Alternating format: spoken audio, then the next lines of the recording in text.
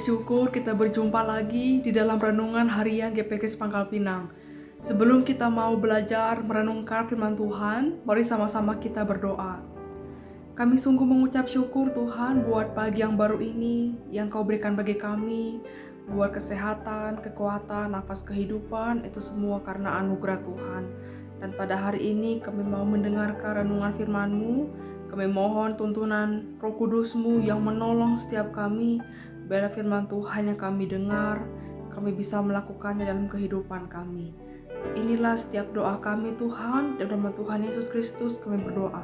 Amin. Bapak, Ibu, Saudara, firman Tuhan hari ini saya ambil terdapat di dalam Mazmur 11 ayat yang ke-7. Saya akan membacakannya bagi kita sekalian. Sebab Tuhan adalah adil dan Ia mengasihi keadilan. Orang yang tulus akan memandang wajahnya.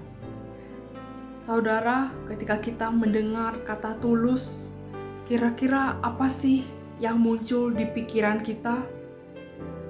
Mungkin berdasarkan dari pengalaman-pengalaman yang ada, mungkin saya yakin jawaban kita pasti beragam ya.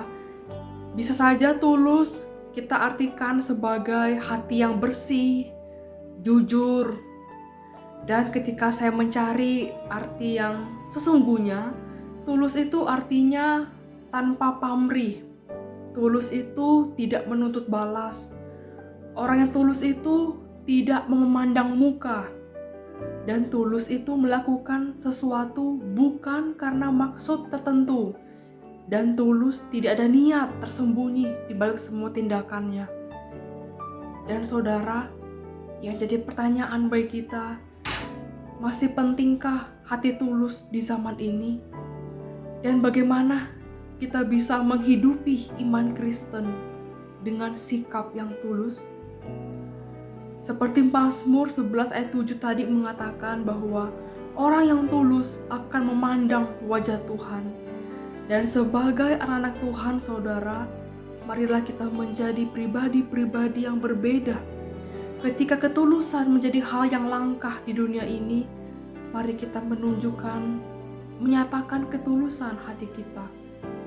Dan saudara, kita seringkali melihat bahwa orang yang berbuat baik itu kadang-kadang mengharapkan sesuatu, mengharapkan ada imbalan, ada balasan. Namun Tuhan berkenan kepada orang-orang yang tulus hatinya. Untuk itu saudara, apapun yang kita perbuat, apapun yang kita lakukan, sebaik apapun yang kita berikan, jika di dalamnya tidak ada ketulusan, maka Tuhan menganggap itu sia-sia. Tuhan itu tidak bisa ditipu, meskipun kita bisa menyembunyikan, menutupinya dengan rapat. Tapi Tuhan tahu isi kedalaman hati kita. Tuhan tahu apa yang menjadi motivasi kita. Dan saudara, di dalam Titus 2 ayat 10 mengingatkan, jangan curang, tetapi hendaklah selalu tulus dan setia, supaya dengan demikian mereka dalam segala hal memuliakan ajaran Allah, Juru Selamat kita. Mari kita bersama-sama mempraktekkan kehidupan Kristen yang tulus, mengasihi orang dengan tulus, bekerja, memberi, melayani dia dengan tulus. Ketika kita mengasihi, kita jangan pilih kasih, jangan curang, jangan punya motivasi yang salah dalam bekerja dan melayani. Mari kita melakukan segala sesuatu dengan menjaga hati kita tulus di hadapannya.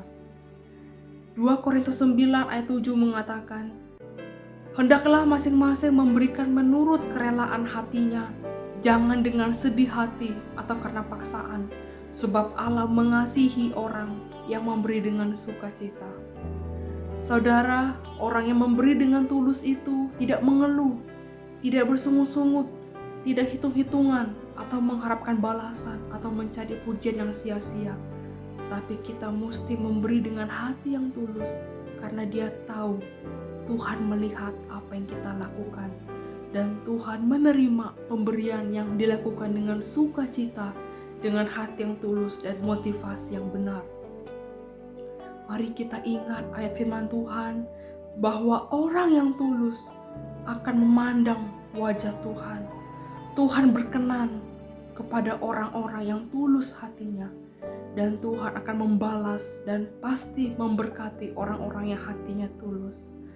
Mari saudara, dengan firman Tuhan hari ini, kita menjaga hati kita tulus di hadapan Tuhan.